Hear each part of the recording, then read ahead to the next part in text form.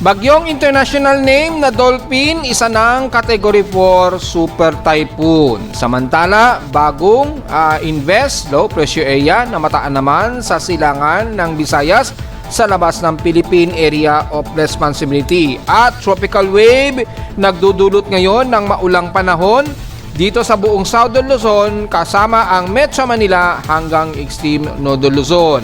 Magiging isang aktibong low pressure ba ito? Alamin.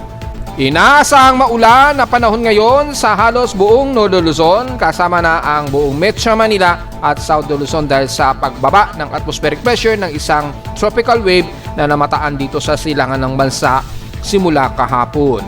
Nalalabi ng Visayas at Mindanao, makakaranas pa rin ng ulap at isolated na mga pag-ulan din kabilang na ang ilang bahagi ng southern part ng Mindanao, bunsod ng ilang sepestra at extension ng isang bagong low pressure area.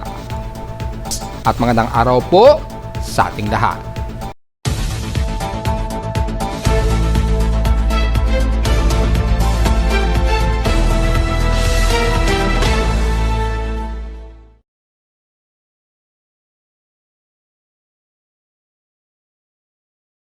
Hello, good morning mga folks. Welcome po muli sa ating Daily Weather Bulletin at Analysis para sa araw ng Miyerkules, July 29, 2026. Ang oras sa ating Boss Mike may maga ay alas 11:30 na ng umaga. Maulan at cold humid ang umiiral ngayon sa Metro Manila, kabilang na ang rest ng Central Luzon hanggang Southern Luzon dahil yung binamatay nga natin kahapon na isang tropical wave dito sa silangang Dagat Pasipiko na nireport ko sa inyo kahapon ay mas bumaba ang atmospheric pressure nito. Bagamat na natin tropical wave ay naituturing itong shallow low pressure area ni Pag-asa. Well, kapag kasi bumababa nga po yung atmospheric pressure ay pagka malapit sa pinakasentro nito ay usually kinoconsider yan as low pressure o sa shallow low pressure area. Usually kapag pumapalo yan ng 1,006 hectopascals to 1,005 hectopascals, yung malapit dito sa pinaka-sentro o pinaka-center ng shallow o yung tropical wave na yan, yung pinakagitna ng tropical wave. Usually, kinukonsidera ni Pag-asa as low pressure area. Bagamat itinawag itong low pressure area, huwag tayong mag-alala dahil mananatili lamang itong tropical wave. So, yung tropical wave, pag sinabi natin tropical wave, yan yung isang uri ng atmospheric behavior na bumababa yung atmospheric pressure na halos parang low pressure area, then nagdudulot ito ng malawakang ulan. So, parang meron tayong low pressure area, parang ganun. Pero hindi pa ito maituturing na isang uri ng bagyo pa. Nagkaroon lang ng parang developing, pagbaba lang ng atmospheric pressure. So dahil bumababa siya, nagkakaroon ito ng tropical wave development. So ganun po yung explanation dyan. Huwag natin isipin bagyo na kaagad ito. Ay consider lang natin ito na isang atmospheric behavior na kung saan nagdulot ito ng pagtaas ng water moisture. Nagdulot po ito ng maulang panahon tuloy sa Luzon area. So sa ating dashboard, makikita natin ang mataas na precipitation estimation gamit ang ating Doppler radar imagery. So kung i-zoom in po natin ay mataas po ang inaasahang reflectivity ngayon dito sa bahagi nga po ng silangan ng Luzon, kasama na ang ilang bahagi ng Southeastern Luzon. At nagdudulot ngayon ng maulang panahon kasama ang Metro Manila. Yan, mapapansin po natin ang light to moderate ang kadalasan na nagiging ulan ngayon natin. Yan, bababaan natin yung opacity para makita natin yung pinaka-latest. Yan, babalik natin. Ayan, ito yung latest frame. Ito yung pinaka-latest frame. Makita po natin ang buong Quezon City kasama na ang Caloocan, San Jose del Monte, Bulacan, itong bahagi ng pati ang Angat. So hopefully masupply itong Angat Dam na ito. Yan, ito yung Angat Dam. Kitang-kita nyo naman po. Pero mukhang hindi sapat ang buhos ng ulan sa paligid ng Angat Dam. So yan na itatalakan natin mamaya-maya kung makaka-recover na ba ang Angat Dam. Kasama na ang Norzagaray at ilang bahagi pa rin sa Antipolo, Rizal, San Mateo. So most of Metro Manila ay nakakaranas ngayon ng mga light to moderate rain showers. Minsan-minsan lang nagkakaroon ng heavy rain dahil may mga ilang yellowish color dito. Ayan o. Ayan, yung mga spot na mga yellowish color. Pero yung mga green color, usually mga light to moderate rain showers lang ang usually na nakikitaan natin. The rest ay nagkakaroon ng heavy rain showers dito sa may bandang Polillo Island. Ayan, heavy rain sa ilang bahagi ng Polillo Island. Sa bahagi naman ng Aurora region, nagkakaroon din ng moderate and heavy rain dito sa bahagi ng Kasiguran Aurora. Yan, pati na ang Dinalungan. Yan, yan. So far, yan lang yung nasasagap ng Doppler radar. Ito yung pinaka-reflectivity. Pero sa Doppler, kung makikita natin, mataas ang concentration nga po dito sa may bandang Isabela hanggang Aurora sa may bandang Kasiguran. Ayun, heavy rain po ang nakataas na estimation dyan. Ganon din sa may bandang Polillo Island. Pero dito sa bahagi ng Metro Manila, halos light to moderate lang ang ulan. So lumalabas mga 1.5 to 10.12 mm per hour ang velocity ng ulan kapag kaganyan ang buhos ng ulan. Nakikita naman ninyo sa aking dashboard kung gagamitin ninyo yung aking website. Yan po yung mula sa reading mismo ng aking weather station. Sa ating pagkulog at pagkilat, siyempre dahil patuloy ang pag-ulan, asahan din ang makulog at makidlat na panahon. Usually dito sa hilagang bahagi ng extreme Northern Luzon at silangang parte ng bandang Quezon Province, nagkaroon tayo ng mga lightning strikes. And although konti lang, 22 lamang ang total lightning strikes as of 11:26 AM, pero wala naman masyado sa amin sa Caloocan. So ang distansya ay nasa layong 77 km ang layo mula sa amin sa Caloocan. Probably dyan yan sa may bandang Infanta Quezon yan ang pinakamalapit sa amin sa Caloocan. At mukhang yung behavior naman ng mga pagkulag at pagkilat, kung mapapansin nyo, medyo kalmado lang ang lightning strikes. Or wala masyadong malapit na concentrated na lightning strikes dito sa amin sa Caloocan. So makikita naman po ninyo dito sa ating lightning detection in real time mula sa aking antena mismo sa aparato, ay hindi naman ganun ka-violent sa ngayon ang mga pagkulog at pagkilat dahil masyado ng malamig dahil sa patuloy ang pag-ulan mula pa kahapon. Nakataas ang thunderstorm advisory ngayon as of 11:24 AM mula sa data feed ni Pag-asa ang buong bahagi nga po ng Visayas area. Kasama na rin Metro Manila dahil kanina nakataas ang rainfall advisory niyan, NCR. Ang effectivity niyan hanggang mamayang alas 2 na yan ng hapon. Yung valid niyan, dito niyo makikita yan. Hanggang 2 PM po yan. Ibig sabihin, tuloy-tuloy po yung nakataas sa rainfall advisory dyan. Sa buong Metro Manila na po yan, care of Pag-asa. Ayon sa kanila, nakataas yan yung yellow warning sa buong Quezon Province. So, kung titingnan natin, i-illustrate na lang natin gamit ang ating hydrological from flood advisories. Dito natin makikita yan. So, yung thunderstorm advisory nakataas sa Visayas area. So para sa ating visual, para mas madaling maintindihan ng mga kababayan natin na hindi gaano na iniintindihan kapag binabasa, ay makita natin naka-yellow warning nga po dito sa paligid nga po ito ng Quezon Province, kasama na ang General Nakal, Infanta Quezon, yan. Hanggang diyan sa magandang Magondon, Santa Maria at silang parte ng Metro Manila ay nakataas din. Usually bandang Antipolo lang, pero dito expected lang o apektado lang ng heavy rainfall ang buong Metro Manila, kasama na ang Caloocan. Tingnan natin kung kasama sa amin sa Caloocan, pero hindi umaabot dito sa bandang City of Manila. Yan, mukhang hindi abot sa City of Manila, pero in real time nakakaranas pa rin ng pag-ulan dyan, apektado pa rin. Kasi depende yan sa weather station na naka-install dyan, Pag-asa, pero malinaw naman sa amin sa Caloocan ay apektado kami ng mga light to moderate, which is tama naman dahil may weather station at ginagamit din ni Pag-asa yung reference kapag hindi umaabot sa Caloocan. So kasama na ang buong Valenzuela, Quezon City hanggang pababa na ng Muntinlupa at Laguna area. Yan. Yung kalahati ng Laguna area hanggang dito sa may bandang Pagsanghan ay apektado lang daw ng heavy rain warning. Pero ang yellow warning nakataas ngayon sa rest of Laguna area mula dyan sa bandang Lumban, San Antonio, Pacnil, Pangil, Siniloan, yan, all the rest na yan. Yan, kasama na yan, then papasok na yan ng bandang Santa Maria, then pagitan po yan ng Antipolo. Nakataas din ang yellow warning sa area ng Antipolo area. Yan, So, kasama pa rin dyan ang Quezon Province. Yun nga po, binanggit natin kanina, apektado ang buong Quezon Province din, hanggang dito sa may bandang Alitap, Baso, Sampaloc, yan. Hanggang kasama na ang bandang General Lacan nga po at Infanta Quezon at Pulilo Islands. Yan, nakataas yan.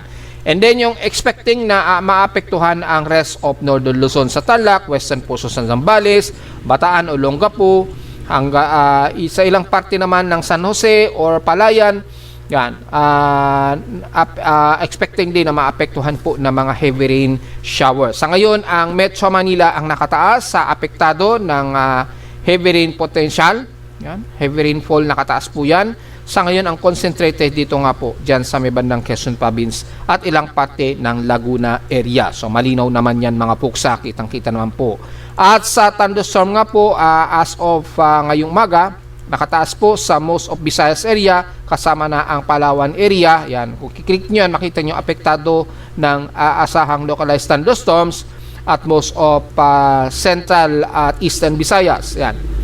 Yan, area na yan ang apektado sa eastern Samar, Leyte o most of southern Samar, northern part ng Leyte, Cebu, Bohol at Negros Occidental area. Yan.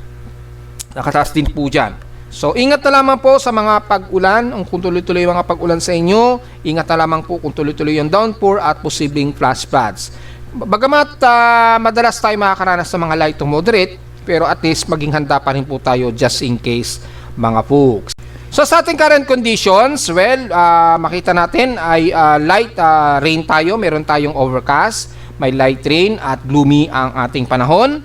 Antayin natin mag-refresh yung ating dashboard. Di pa nagto-total refresh yung dashboard para accurate nating mababasa yung mga reading. Dahil maraming gumagamit ng ating webpage, kahit yung mga ibang weather vlogger. So, para lang meron silang detalyado na maire-report, tumitingin sila sa ating webpage. So, hindi man natin sila, wala naman tayong magagawa po doon dahil sineshare nga po natin yung ating webpage at makapag-ulat na rin sila ng mas maayos at mas komprehensibo na detalyado na report dahil ang PIMO Weather ang merong kaunahan ng webpage na most robust and dynamic na weather monitoring. Hindi lang basta tumitingin lang sa mga ibang webpage, nakikita rin in actual gamit mismo ang aparato. Yan, so nag-refresh na po yung ating dashboard. Makikita po natin na gloomy tayo, moderate and drizzle right rains at overcast po. Yan, kasalukuyan kaming nagkakaroon ng light to moderate. Ayan, kitang-kita naman po. Very detailed na po para nalalaman ninyo direkta na. Ayan, nag-iiba kulay niya. Ngayon, naka-light blue tayo. Ibig sabihin, light rain showers. And then maya-maya, nag-moderate. Pero tuloy-tuloy po kami na inulan pa mula pa kaninang madaling araw ha. Mula pa kaninang madaling araw ay tuloy-tuloy kaming inuulan. So, yan po yung current conditions natin in real time. Yan, medyo kalmado naman yung hangin pero tuloy-tuloy po ang buhos ng ulan. Meron tayong light to moderate rain showers kalimitan. Sa lawas sa pressure na naitala na weather station kininang 7:24 AM, pinakamababa na ang 24.2 degrees Celsius. So, nakakaramdam tayo ng medyo malamig-lamig na temperatura. Pero kahapon ay mainit pa rin hot humid pa rin kami sa Caloocan. Pumalo ng 33.7 degrees Celsius kahapon yan ng hapon at 1:38 PM. Despite na mababa naman ang heat index at inuulan pa rin kami kahapon. Nagkakaroon kami ng heavy rain showers. So sa aming heat index, kung titingnan po natin yung heat index, bahagyang mataas pa rin ang ating heat index na 47.2 degrees Celsius. So dahil very gloomy po ang bansa, ay asahan natin mababa lang ang ating heat index. So, hindi muna tayo makapagre-report muna ng ating forecast. Pero again, sa gustong malaman ang heat index para sa mga hindi pa nakakalam, punta kayo sa ating almanac, dito sa menu, Almanac and Climate. Dito sa babang-baba, ang heat index nationwide or init factor. Yan. Dito nyo po makikita yan. Kung gusto nyo pa na makita yung magiging forecast natin sa heat index. So makikita niyo mga folks, pababa lamang ang aming heat index mula kaninang madaling araw, pinakamababa 25.9 degrees Celsius. Actually pinakamataas na po yan, sa aming instrumentation reading mula sa aparato ko mismo yan kaninang 12 o'clock. Pinakamababa ang pinakamataas na pala yung aming heat index na 25.9 degrees Celsius. So yun po. At yung forecast, mapapansin naman natin, mababa rin. So dito nyo po makikita dito sa Almanac and Climate under heat index o heat index nationwide o init factor. Yan po yung makikita, at yung ating per hour na magiging forecast. Yan. Sa iba nating kababayan na gusto makita po yan, meron din po tayo sa mga hindi pa rin nakakaalam. I-click nyo po yung tab ng forecast and nationwide and global. Yan, makita nyo po dyan. And then ito po, kung gusto nyo po malaman yung mga location nyo, i-click nyo lamang yan. Kayo na po mag-click kasi ang mas safer kasi at mas magaan sa webpage kapag ganito yung version. Kapag lahat kasi iniloload, mabigat masyado. So, i-click nyo lamang para specifically na gusto nyo yung malaman na heat index. Example na lamang, dito sa may bandang Mindoro. Click nyo lang yan, anywhere sa, pati naman sa automatic kukunin po yung forecast niyan. Mababa lang din, dahil maulan kasi tayo mga folks, kahit sa Bicol region. Yan. Mababa lang din, sa 37 degrees Celsius lang. Sa Mindanao naman, tingnan natin sa City of Davao, mababa lang dahil maulan nga po tayo at very gloomy ang panahon natin. So mapapansin natin, halos wala tayong mataas na heat index sa iba't ibang bahagi naman sa, ebidensya naman dito mula sa automatic weather station, mula mismo sa official weather station ni Pag-asa, automatic weather station nila. Mapapansin nyo naman, mabababa ang heat index. Pinakamataas lang, 49 dito sa may bandang Romblon. Sa may bandang Romblon lang, medyo mataas. Medyo mainit sa kanila. Yan. Pero comfortable yan. And the rest, mapapansin nyo sa Luzon, mabababa lang ang heat index. Yan. Pati temperature niya, mababa lang din. Ayan. Yung temperature, 25.7, mababa lang talaga. Dito, medyo mainit sa Romblon. 37.3, pero hindi natin alam kung accurate yan ha. Sobrang init kasi yan. So usually ay may problema yung weather station yan. So dito sa may bandang Bicol region, at least dito nasa 35.1 degrees Celsius. So mukhang mainit dito sa may bahagi pa rin ng Dayat Camarines Norte. Pero sa Romblon, hindi natin masabi kung functioning yan. Yan ba talaga yung reading dahil umuulan dyan sa bandang Southern Luzon po. Matindi po yung pag-ulan. Kaya nakapagtataka na papalo pa rin sa 37 degrees Celsius ang alinsangan dyan. Paki-confirm na lang. Tapos ang the rest ng mga katabi niya, ang bababa ng temperatura. Bakit specifically sa Romblon lang? So mukhang may problema. Pakicheck na lamang ni Pag-asa, baka may malapit dyan na nagsisiga ng apoy, or baka may malapit na nagsusunog, na detect ng aparato, napapagkamalan tuloy na environmental temperature yan. So paki-double check. Yan, pati sa bahagi po ng Luzon, yan, malamig talaga, mababa ang temperatura. So sa gustong malaman po yung magiging forecast ng heat index, dito nyo po yan makikita. At yung magiging forecast ay ikiklik nyo lang dito sa pinaka-tab. Ito po yung pinaka-kasalukuyang reading yan mula sa pinaka-weather station nationwide ni Pag-asa na available. Yan lamang yung nationwide na weather station. Yan. May nagre-request kung pwede ko raw bang gamitin yung data ng meteorological agency natin sa UP. Well, kailangan magpaalam kasi muna po tayo doon. Dahil mahigpit po yung kanilang dahil sarili nila kasi nilang distribution. Yung Manila Observatory yata yun tinatawag. Well, magpapaalam muna tayo kung allow na gamitin natin yung kanilang data. Meron kasi silang weather station na dineploy din sa iba't ibang bahagi ng bansa. Mangilan-ngilan lang naman yun, pero may nagre-request kasi na taga Manila Observatory kung pwede ko daw bang gamitin at gawan ko ng magandang representation dito sa ating website. Well, kailangan magpaalam muna tayo. Magpaalam muna tayo sa kanila kung i-allow nila yan. Mukhang may requirement sa kanila kasi. So, siguraduhin muna natin na hindi natin nilalabag yung kanilang karapatan sa Manila Observatory. Kasi non-governmental yata yun, or hindi ko sure kung non-government organization yon na weather center. At alam ko yung Manila Observatory ang isa sa pinakamatagal na naging weather observatory natin sa Pilipinas since 1916. Correct me if I'm wrong, pinakamatagal na yan. So until now, if I'm not mistaken, kung non-organization yan na yung pinakamatagal na naging observatory. Meron din silang mga data pero kailangan kasi magpaalam muna tayo para magamit natin. Kasi may nagre-request sa inyong lingkod na taga Manila Observatory na maganda daw kasi ako mag-present sa aking webpage at maganda yung reporting ng ating webpage. Talagang nire-real time ng ating weather monitoring system. Yun. So, well, kung ganun man ay kailangan muna nating magpaalam sa kanila para yung karapatan naman nila ay hindi natin nababiolate. So, medyo mahigpit yung Manila Observatory. So, kailangan natin munang magpaalam. Yan. Maraming mga nagre-request daw kasi. Kaya lang, siyempre hindi naman lahat ay madali nating pwedeng gamitin. I-process ng ating webpage para maganda yung presentation. Kaya lang, kailangan ay magpaalam muna tayo ng maayos sa kanila. Yun.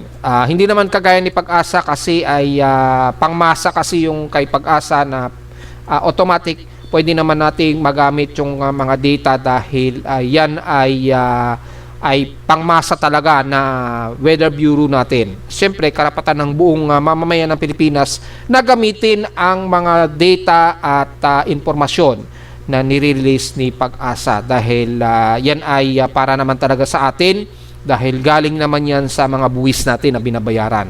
Hindi gaya ng Manila Observatory ay mukhang non-government organization yata sila. So, iba kasi sa kanila.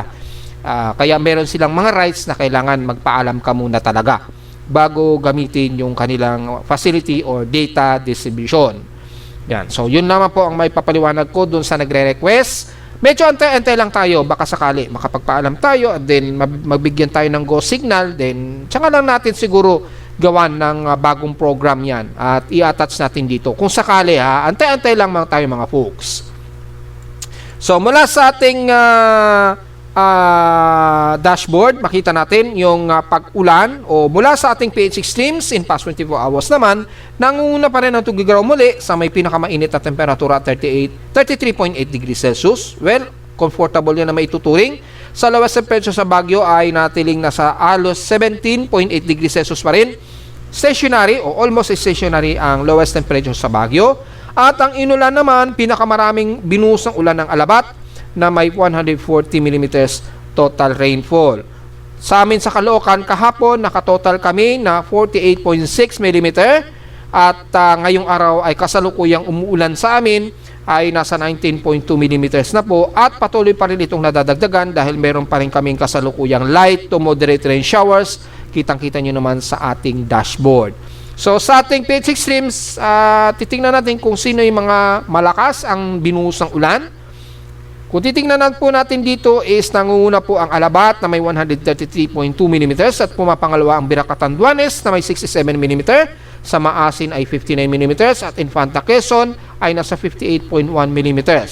At sa Science Garden, sa opisina ni Pag-asa sa Quezon City, ay nakatotal sila na 58 mm total rainfall. So halos sa pang-anim lang ako sa Caloocan. Mapapansin nyo po, most of eastern sections ng Luzon ang may pinakamaraming buhos ng ulan, which is pinakita ko sa inyo sa satellite imagery kanina. Nandyan po kasi malapit yung pinakasentro ng tropical wave na binanggit ko sa inyo kahapon, di ba? At makakaranas tayo ng halos maghapong maulan sa Metro Manila. Pero ang concentration nandyan sa may bandang Albay, yung pinakasentro niya ngayon. Tumatawid na yan dito sa northwestward siguro, pero kalat kasi siya. So, magiging concentrated yan ang most of eastern sections at southeastern part ng Luzon. Mapapansin niyo parang mas mataas ang ulan sa may bandang silangan ng Luzon. Yan. And then, kumikilos pa kaluran, yung wave ng ulan, yung frequency ng ulan, umaabot dito sa Metro Manila. So, nangunguna ang Science Garden na may pinakamataas na ulan. Almost 58 to 59 mm ang total rainfall po dyan. Pero sa amin sa Caloocan, kung mapapansin nyo, which is pinost ko rin yan sa ating webpage, Facebook page kanina, ay nasa total kami since kahapon 48.6 mm lamang. Kay Pag-asa nasa 58, di ba? Sa amin mga 48.6 mm. So, sa loob ng 7 araw nakatumbas ay 188.4 mm po yan. At total rainfall na namin ngayong month of July ay nasa total of 430.8 mm na po. Mas mababa pa rin siya ng 593.6 mm for July. Average rainfall na supposed to be 1,021.4 mm. So, natiling way below normal pa rin o alos moderate na. Hindi na siya way below normal na lang po siya dahil halos nangangalahati na po siya dito sa average rainfall na 1,021.4 mm. So, hindi na siya way below normal pero below normal pa rin po talaga siya. Yan po yung huling recorded. Sa gusto malaman yung mga historical na ulan sa amin sa Caloocan, makikita niyo yan dito sa ating mobile and WebEx view or sa ating graphs and records. Yan. Ito sa graphs and records, ito yung mga historical trend natin, yung weather trend, yung station graph. Yan. Diyan po makikita lahat po. Maging yung pinaka-NOAA climate na gusto nyo pong makita since 2017 until this year. Yan. Makikita nyo po yan. Real time yan na makikita ninyo. Ito yung pinaka system record ng ating weather station kada buwan, kada taon. Yan. Diyan nyo po makikita. Kung gusto nyo yung pinaka-NOAA climate, yung isa, ito, makikita nyo. Pareho lang naman yan. Pero for backup purposes po yan, just in case nagfe-fail yung isa. So, meron tayong mga backup para hindi tayo magmi-miss. Yan. Kung gusto nyo po yung pinaka-daily records, makikita nyo rin yan, yung daily records natin. Ito yung mako-compare po yung similarity ng dami o yung taas ng threshold kada taon at kada buwan. Yan, no? Yung mga higher color na yan, ito yung pinaka-latest highest kumpara sa mga hindi masyado naka-highlight na lowest. Yan po yung tinatawag natin na daily records po yan. Yan yung mga daily records po na recorded. Para sa gustong malaman kung may mas mataas pa kaysa ng mga nakarang taon at nakarang buwan. Makikita po yung historical record yan. Yan, mapapansin nyo dyan, pati yung taon, kaano kadami, yung comparison nung daily weather record sa mga nagdaang mga taon. Yan po yung explanation dyan. Kung gusto nyo na makita yung graphs, makikita nyo rin po dito sa mga kababayan natin. Pinapakita ko po sa inyo kasi may mga nagtatanong pa rin meron ba tayong app o data nyan? Ayan, makikita naman po ninyo yung pinaka-data natin, yung pinaka-daily temperature. Ngayon ay mataas po yung ulan natin, mapapansin po natin ay nasa 19.3 na po yung kasalukuyang total rainfall natin. Ayan mapapansin nyo mula pa kaninang hating gabi, mga alauna, umuulan-ulan na sa amin sa Caloocan, then tuloy-tuloy po tumigil ito starting mga 2 a.m. Then umulan na naman kami mga bandang 5 o'clock. So dito nyo po malalaman yung mga historical natin, kung yung mga eksaktong oras kung kailan kami inulan, yan. Dito nyo po makukuha yung basihan yan. Pati yung mga ilang historical records natin.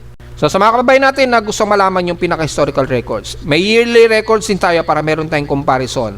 Meron din dito sa taas, meron din tayong yearly para makita nyo rin po yung isang graph para just in case nagfe-fail yung isa, meron tayong backup. Yan, pati yung total rainfall for 1 year, total wind speed for 1 year. Diyan, makikita nyo rin po lahat yan. So, hindi po tayo magmimiss sa mga data records natin, ha? Yan, hindi po tayo magmimintis sa actual records natin. Yan, diyan nyo po makikita sa mga kababayan natin na gusto makita yung historical records natin. Kaya napapansin natin yung pagbabago ng klima base na rin dito sa ating trend na data. Yan. So, malinaw yan mga folks sa mga kababayan natin na nagtatanong pa rin kung mayroon daw ba akong ginagamit na apps. Sa mga hindi nakakalam, visit lamang sa www.pimuweather.com. Pero masasearch nyo rin yan. Pag tinanong nyo sa AI, ituturo na kagad kayo na AI ng Google o sa Google search. Makikita nyo na po. Dahil very popular na po ang ating web page. So sa ating namang outside humidity, meron tayong 95% at tumaas ito ng 2% since last hour, considering maximum 100% na po yan. Well, very highly concentrated humid na po tayo. At sa ating barometric reading, 1,008 hectopascals and steady ito since last hour. Yan.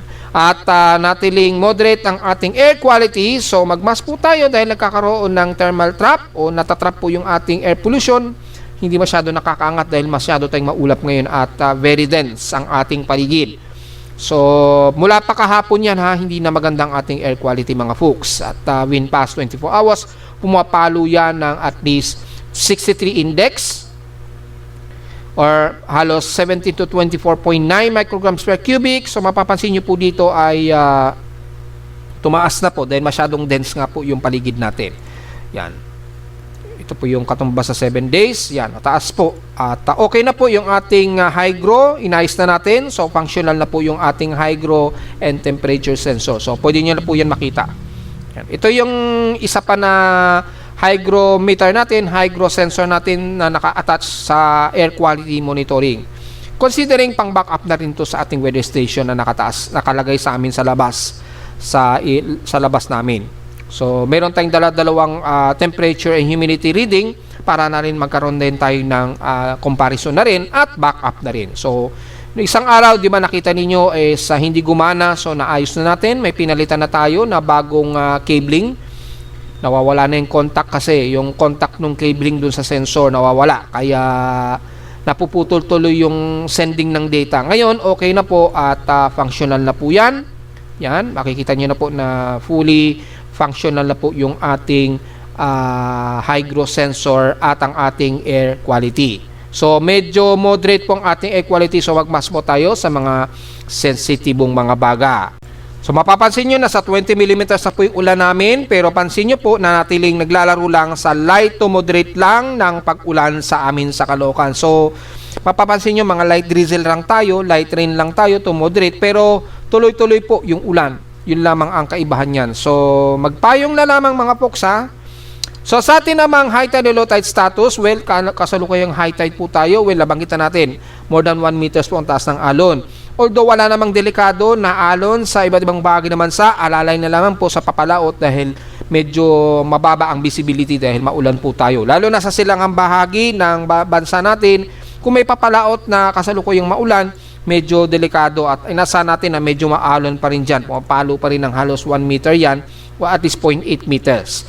So sa mga papalaot sa may bandang Bicol region or bandang Eastern Samar, lalo na sa Siargao ay alalay na lamang po, lalo na sa mga tatawid ng Roro po, medyo nakakahilo pa rin yung alon dyan mga folks ha. Kasalukuyang nasa maximum high tide pa po tayo mga folks. Samantala sa atin namang almanac, sumikat ang haring araw kaninang 5:38 AM at lulubog po itong mamayang 6:26 PM. At sa ating full moon na po tayo, 100% illuminated, hindi pa po ito nagmo-moonrise, wala tayong nakikitaan pa dito sa ating sun and moon position. Mamaya pa po ito na maggagabi, magmo-moonrise 6:16 PM at kinabukasan na po ng madaling araw ng 5:53 AM lulubog. At sa ating local weather outlook para ngayong Wednesday and Thursday, well, obviously, maulan po ang panahon natin hanggang bukas po yan ng Thursday. 100% chance pareho ang ating total rainfall, ang ina-expect hanggang bukas yan ng Thursday. Highest and lowest temperature expected maglalaro 27 to 30 degrees Celsius and lowest temperature expected ay nasa 24 degrees Celsius. So mula sa data feed ng local weather advisory natin ay namataan ni Pag-asa ang sentro pa nito kanina 3 o'clock AM ang sentro ng shallow low pressure area sa kanila, pero tropical wave yan sa coastal waters nga po ng Albay. Malamang ay nandyan na yan sa may bandang kung nasa may bandang Albay yan ngayon, malamang nandito na yan sa may bandang Quezon province na. Parang pag ganun kasing kilos niya pa northwestward. So yan po yung galaw niyan. Kaya pati Metro Manila ay naabutan tayo ngayon ng pag-ulan po. Yan po yung local weather advisory, although sobrang late na po nito. At ang ating short-term weather forecast, gaya ng sinabi natin kahapon, na asahan hanggang this weekend, magiging partially cloudy tayo, overcast at kalat-kalat pa rin ng mga pag-ulan ang ating inaasahang maghapon. So diretso agad tayo sa tingin ng gamit na satellite imagine, makita natin ang halos buong Nodo Luzon. Well, very obvious, napakamaulap at maulan po ang ating panahon. Ay nag-refresh po yung ating high res. So antayin natin mag-reload, nag-refresh po yung ating Himawari satellite dahil nag-update na po si Japan Meteorological Agency. So na-load na po yung timestamps at makikita natin ay maulap at maulan panahon ang halos buong Nodo Luzon. I-activate natin ang rainbow infrared colors para makita natin ng mas detalye ang areas na kung saan ang mga magiging maulan po. Mula sa norte, well, obviously, maulan po ang ilang bahagi pa rin sa may bandang Isabela. So most of Cagayan Valley hanggang Mountain Province na yan at Kalinga, kasama ng Abra at most of Ilocos Sur hanggang La Union, Benguet, kasama na ang Pangasinan at Central Luzon sa Tarlac, San Jose, Nueva Ecija, Pampanga, pababa na yun ng Bulacan. So damay-damay na pati ang bandang Olongapo, Bataan, Metro Manila. Yan, and most of Calabarzon area na po yan ha. Kasama na ang buong Laguna, Batangas, Quezon Province, yan. Kasama na entirely. Kitang-kita naman po dito sa ating satellite imagery. Sakop na sakop po kasama ang Metro Manila. Yan o, yung tawid ng ulap. Pansin nyo yung pagtawid ng kaulapan na may dalang ulan, di ba? Halos sa pa-northwest o west-northwest ang parang galaw nito. And then yung sway niya pakanluran. So, apektado pati ang Metro Manila. So, asahan din ng Camarines Norte. Magiging maulan din tayo dyan. Mga light to moderate and some heavy rains. And the rest of Southern Luzon area na. Kasama na ang buong Mindoro. Dyan. Kasama na hanggang dulon-dulo na ng dito sa may bandang Iriga. Mapa-Sorsogon man yan. O Legazpi. Yan. Albay, yan, maulan po tayo ngayon dyan, mga light to drizzle rains at madalas tuloy-tuloy po yan. Kasama na ang most of Mindoro at Coron, Palawan, yan, kasama ng Basunwaga, yan, Culion Island, yan. Magiging maulap naman sa bahagi naman ng Puerto Princesa. Expected din na mga isolated rain showers and localized thunderstorms, mostly dyan. Although dito at least medyo moderate ang panahon sa Puerto Princesa hanggang Batarasa. Yan. Manipis na po kasi yung southwest monsoon dyan. At gaya ng sinabi natin kahapon, lumalayo o dumidistansya na po yung ating southwest monsoon. Yan. Medyo malayo-layo na po. Dumidistansya na po na yung ating southwest monsoon. Lumalayo na ng konti sa kanluran ng bansa. Kaya lang napalitan naman ito ng isang tropical wave. Kaya nagiging maulan po tayo. So, wag natin isipin, epekto yan ng southwest monsoon. Hindi po. Yan ay epekto ng isang tropical wave na nabuo sa silangang bahagi ng bansa na tumatawid ngayon dito sa parte nga po ng Bicol region po ngayon. Hanggang dito na yan. Tatawid yan probably dito sa hanggang Central Luzon yan. Yan po yung mangyari at ang buong bahagi ng Visayas, bagamat partly cloudy and mostly cloudy tayo, asahan ng isolated rain showers sa bahagi po ng kanluran ng Visayas. Bagamat mas katamtaman ng panahon sa Panay Island at Negros Region at Cebu, isolated lang ng mga ilang light to sa moderate rain showers and localized thunderstorms sa bandang hapon, gabi o madaling araw, kasama ang Bohol, Leyte at Eastern Samar area. Ayan o. So, kitang-kita po sa pinaka-satellite imagery. And then the rest ay magiging katamtaman. At least dyan, medyo mas maaraw tayo dyan. Pero hindi mawawala ang mga isolated case of light to moderate rain showers. Kaya nakataas mula sa dito pwede pag-asa ang potential ng thunderstorm advisory sa most of Visayas area. Typically, mga bandang tanghali o bandang hapon po yan. So, prepare pa rin sa inyong mga payong at ingat sa mga pagkulog at pagkidlat. Ganon din ang inaasahan sa Mindanao, ang southern part ng Mindanao sa bahagi nga po ng Davao Oriental or Governor Generoso, kabilang na ang Davao de Oro at City of Davao. Sa mga karanas pa rin ng mga maulap at maulang panahon, although hindi naman singtindi dito sa amin sa Luzon.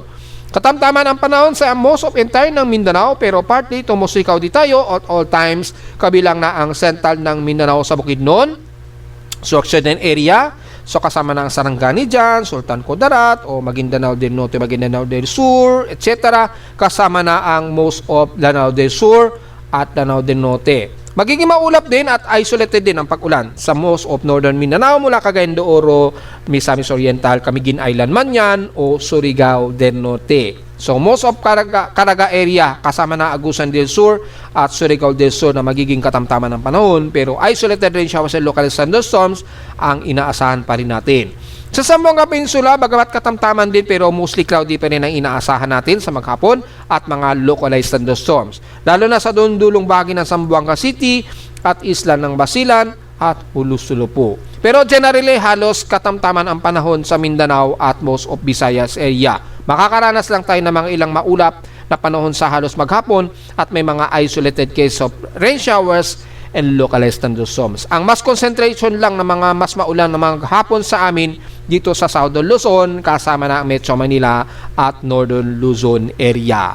So, diretso agad tayo sa ating ginagamit na computer-generated tropical cyclone sector, although wala namang banta sa bansa itong si Dolphin. Pero meron tayong bagong invest low pressure area na itinaas ng ating tropical cyclone sector as of 8 o'clock. Pero dito medyo nagre-real time tayo dahil ginamit natin yung isang backup na uninterruptible data. So as of 11:46 AM na po ito. Yan. Ito mas real time pero although constant ang data na nire-report nito. So magkaiba kasing reporting ng isang backup natin.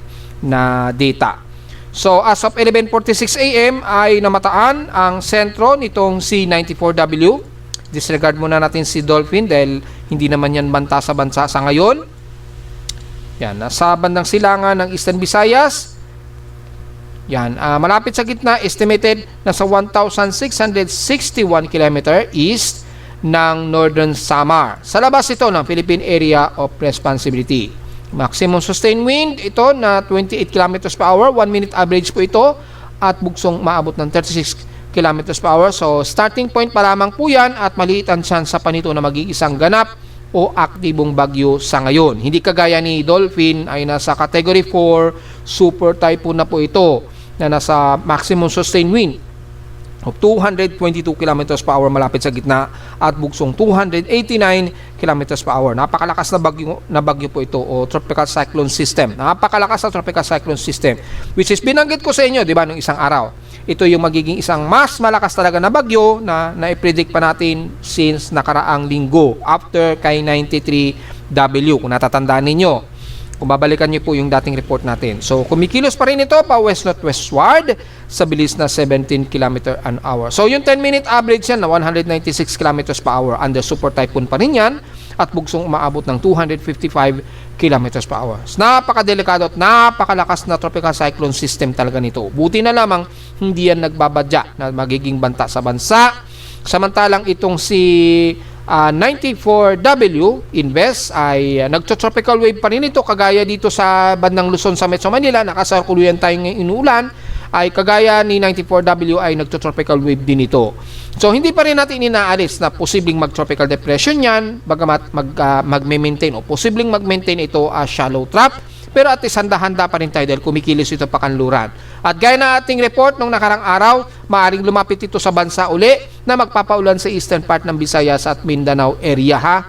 Yan po. Dahil ang epekto niyan dahil sa nahahatak po yung pinaka southwest monsoon winds dito sa katimugang equator part. Nahatak ngayon ni Dolphin ang lahat ng southwesterly dito sa bandang timog kanluran ng mundo natin, kaya nagkakaroon ng intertropical convergence wave o monsoon trap dito. Yan. Mapapansin niyo yung hatak sa pinaka monsoon trap. Nagkakaroon tuloy ng ilang gyre circulation dito dahil sa gyre o yung monsoon gyre mula kay super typhoon na si Dolphin. So yung hangin mula dito sa katimugan nagkakaroon ng monsonal gyre. Yan. And then yung hangin na nanggagaling dito sa silangan nagdudulot-tuloy ng pinaka-circulate tendency. Yung environmental tendencies niya, nagkakaroon tuloy ng circulation. Nag-i-steering siya dito ngayon sa ibabaw ng pinaka-monsoon gyre o halos nagiging monsoon gyre nitong si Dolphin. At ang resulta tuloy, nagkakaroon ng convectivity, nagkakaroon ng convection tuloy, na resulta tuloy na naging isang inverse low pressure area na tinawag na 94W. Yan. So, maaaring lumapit ito sa bansa dahil yung steering environment niya patuloy na kumikilos pakanluran yan ha. Yan. Hindi kagaya ni Dolphin, ma-overcome niya yan dahil napakalayo ang lokasyon niya. Kaya ang makikita niyo sa mga ensemble tracks, paganyan ang galaw niya. West-northwestward po. So, medyo namimiligro dito ang bandang Japan na lalapitan itong si Dolphin.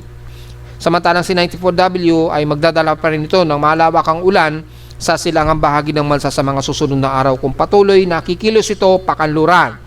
Yan po yung kanyang actual satellite imagery. So at least may idea na tayo. At mula naman sa ating tropical cyclone track combination na tiling mababa, so wala pa tayong magiging initial forecast dito sa ngayon. Hindi kagaya kay Dolphin na mas aggressive po yung forecast niya.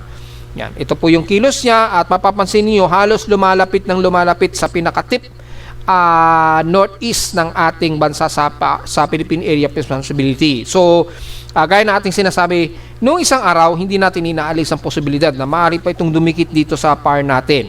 Kaya tinututukan natin na ito maigi. Bagamat hindi ito nakikitaan talaga na banta pa sa bansa, base na rin sa pinaka-latest output forecast track nito.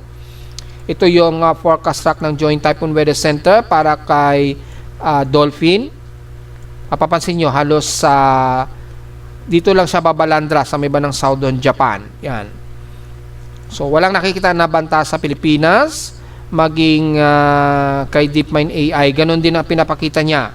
Yan. Pakita natin lahat para sa mga kababayan na nagtatanong kung yung isang bagyo ba ay magiging banta sa Pilipinas. Sa ngayon, hindi po. Yan, Pero sa nagtatanong, papalakasin ba nito ang ating habagat? Well, moderate lang. Maaring makakahatak pa rin yan. Gaya na ating paliwanag, magagawa pa rin niya makapaghatak sa ating habagat. Pero hindi naman ganun kasing tindi na gaya ni Inday. Mas malapit kasi si Inday. Dito, mahahatak pa rin yung habagat pero hindi ganun katindi yung magiging hatak nito. Medyo moderate lang. So magkakaroon lamang tayo ng mga pagulan sa bansa. Yun lamang yung epekto niya sa hatak ng monsoon trough pero hindi natin ramdam yung presensya ni Dolphin just in case po. Yan. So halos hindi pa rin natin siya ramdam. Magkakaroon lang ng medyo pagbabago sa direksyon ng hangin dito sa timog kanluran ng bansa na medyo mahihigop kasi ni Dolphin. Kaya magkakaroon tayo ng mga pag-ulan o ilang monsoonal rainfall. Ito po yung kasalukuyang circulation ni Dolphin. Medyo maliit lang na kasi o moderate lang na laki ng bagyong ito. May central eye wall na siya at napaka-highly contact yung kanyang center eye wall at yung outer ng circulation. So maaaring mabilis pong mag-peak yan, magkakaroon agad ng mga transformation yan ng eye wall replacement anytime. Kaya patuloy pa rin ang pagbabantay sa kanya, lalo na ng mga taga-Japan. So yan po yung kasalukuyang forecast para kay super typhoon na si Dolphin. Yan, at yung pinaka-ensemble niya so far, wala naman nakikitaan na sa ensemble ay tatama man lang o tutungtong sa pinaka-Philippine area of responsibility. Double check natin kay Google DeepMind mula sa pinaka-data feed niya kung ganun din ba ang pinapakita. Dito ay mas malawak po yung cone of uncertainty ni Dolphin. Yan, within 198 hours. May mga tendency na dadaan ito dito sa may bandang itaas ng bansa. So, merong area na pumasok ng PAR. Yan So, hindi pa rin natin inaalis talaga ang maliit na posibilidad na maaaring magbago yung trajectory niya at posibleng makapasok pa yan o makadikit sa dulong-dulong hilaga ng ating Philippine Area of Responsibility. Kapag kaganyan ang sitwasyon at nanatiling super bagyo siya, posibleng palalakasin pa nito ang ating habagat na mabubunsod na naman ng maulang panahon sa ibang bahagi ng bansa. So, hindi natin inaalis yan. Sa ngayon, hindi pa nakikitaan na gano'n ang senaryo niya. Medyo malayo-layo pa siya pero hindi ibig sabihin hindi pa rin ito mapapalakas o mahahatak ang ating habagat dito sa Timog Kanluran na magbubunsod pa rin na maulan panahon. Hindi nga lang ganun katindi, at least mga moderate lang na habagat rains ang mararamdaman natin sa bansa. So ingat-ingat pa rin po tayo kahit na hindi ganun kadelikado na maapektuhan tayo ni super bagyong si Dolphin. Si 94W, ito po yung pinaka-cloud niya. Makikita ninyo, medyo meron siyang upward low pero napaka-disorganized pa ng kanyang development sa ngayon. Kaya tututukan pa rin natin ito at least within 55-hour period. Baka sakali magkaroon ito ng intensification at matawag na tropical depression. Well, kung titingnan naman natin sa forecast ni Japan Meteorological Agency para dyan kay 94W, just in case po, yan, nasa low pressure area siya pero within the next 24 hours kung double check natin ay hindi ito nakikitaan na magiging tropical depression pa, or within 48-hour period kung double check pa rin natin nanatili itong nasa low pressure area lang. So yun po sa ngayon. So hindi pa natin nakikitaan na magiging tropical depression itong si 94W sa ngayon. Kaya tututukan pa rin natin ito within at least 55-hour period. Samantala, kamustahin naman natin yung lagay ng ating water level map at yung ating mga dam. Mapapansin natin, tumataas na po yung mga ilog natin dyan sa bandang Quirino, sa Ugong. Yan, Ugong malapit sa Ugong, sakop ito ng Valenzuela. Nagra-rising na po yung ilog natin dyan. Dito naman sa may bandang Green Hills, San Juan, malapit ay rising na rin yung ilog natin ha. So take note yan. At sa bandang Marikina, sa Santo Niño, sa Pasig naman sa Napindan River, medyo rising na rin yung ilog natin dyan. At Angono, sa may bandang Angono Rizal ay rising na rin po yung ating ilog dyan, So yung mga ilog natin sa Metro Manila medyo rising na po. So pag tuloy-tuloy at lumakas po yung buhos ng ulan, expected na natin ang magkakaroon tayo ng mga pagbaha sa Metro Manila. Samantala sa ating dam levels and historical data, well, tingnan natin kung nakaka-recover na ba yung ating mga dam. Mula dito kay Magat Dam at Angat Dam, mapapansin natin medyo hindi na siya dumadaos-dos, medyo dumidiretso na po yung guhit niya, pero hindi pa rin ito nakaka-recover pa. Nanatili pa rin way below critical pa rin yung kanyang water reservoir. Pero dito mapapansin natin medyo gumigitna na yung level niya, ibig sabihin medyo nasusuplayan na siya ng tubig, kaya lang hindi pa lang po sapat. So mula kahapon, supposed to be nasa 150 meters o 150.9 meters yung water level ni Angat Dam. Ngayong araw ay nasa 150.85 meters na lamang. So patuloy pa rin na nababawasan ito, way below normal pa rin siya sa 180.12 meters. Ganon din kay Magat Dam, nasa 161.5 kahapon, 161.05 ngayon ay nasa 161.02. So mukhang konti lang ang nabawas sa kanya dahil nasusupply nito ng tubig ulan dahil patuloy tayong inuulan mula kahapon. So medyo pumapantay na siya. Tingnan na lang natin kung sa mga susunod na araw, kung magtutuloy-tuloy yung pag-ulan, ay makaka-recover po o medyo tataas na. Medyo magra-rising na sana yung ating mga water reserve. Pero sa ngayon, medyo gitna pa lamang, gumigitna pa lamang yung level ni Angat Dam. Hindi kagaya ng mga nakarang araw patuloy ang pagdaos-dos nito. So, well, hopefully, makarecover po yung ating water reservoir, pero hindi pa rin sapat po yung kanyang supply. Since ilang araw na tayo inuulan, so hindi po sapat yung mahigit sa 232 mm na naging ulan mula kahapon at nung isang araw.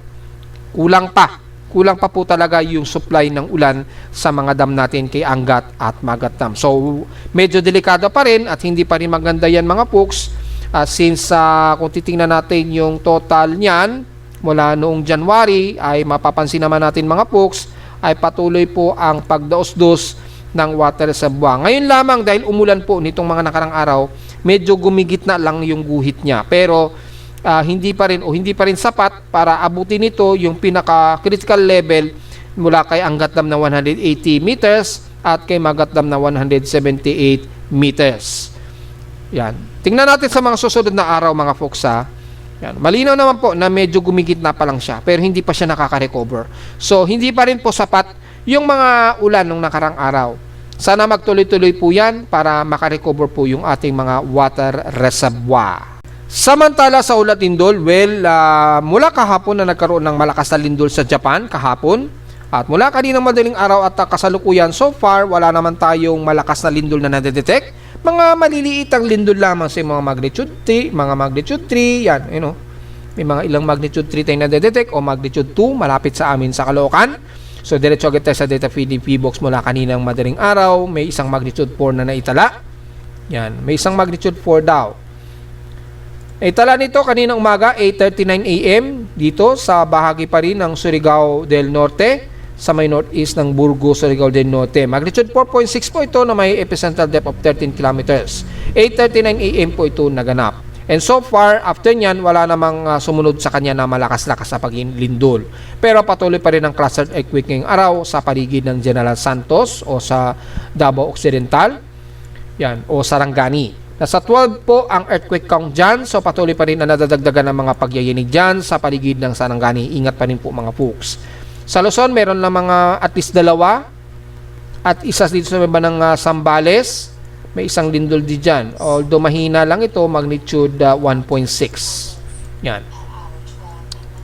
So, total earthquake natin so far ay nasa total of 35 earthquakes ngayong araw. So, yan lamang po. At mula sa ating historical earthquake data, para mabilang natin yung total earthquakes natin for the month of July 2026 dahil ikatlong araw na po tayo sa huli na month of July. So, may 31 tayo, so mga 3 araw na lamang po bago magpalit ang month of July to August. Tingnan natin yung total earthquake for the month of July. Yan, so yung total earthquake natin for the month of July ay nasa 1,935 earthquakes na po tayo. Starting yan, magnitude 2.0 pataas. Hindi natin isinama dyan yung magnitude 1.0. Yan. So, ang pinakamarami pa rin concentration na lindol dito pa rin sa paligid po ng Sarangani o General Santos. Yan. So, nasa 1,090 po yung paligid sa southern part ng Mindanao. So, total earthquakes natin nasa 1,935 na po. Almost magto 2,000. 1,851 dito is magnitude 2.0 pataas. 70 sa magnitude 4, 11 sa magnitude 5, at tatlong magnitude 6.0. So far, wala naman tayo naitala na kahit isang magnitude 7.0. Yan. So, yun lamang po yung pinaka-analysis natin ngayong araw. So, mukhang matatapos ang month of July na aabutin ng mahigit 2,000 ang total earthquakes natin. Na which is mabilis na nagpa-total o nagpadagdag sa yearly annual earthquake frequency natin. Yan. So, ibig sabihin, delikado pa rin talaga ang taon na ito na dumadalas na po ang mga paglilindol. At narito naman ating 3-day weather forecast para sa araw ng Miyerkules, July 29, 2026.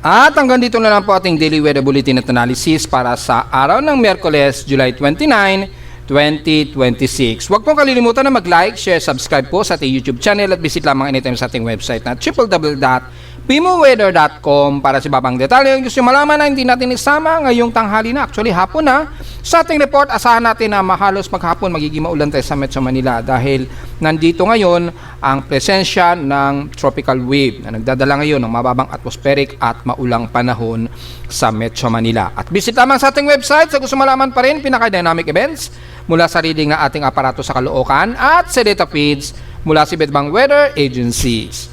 Maraming salamat po mga folks at magandang araw po sa ating lahat.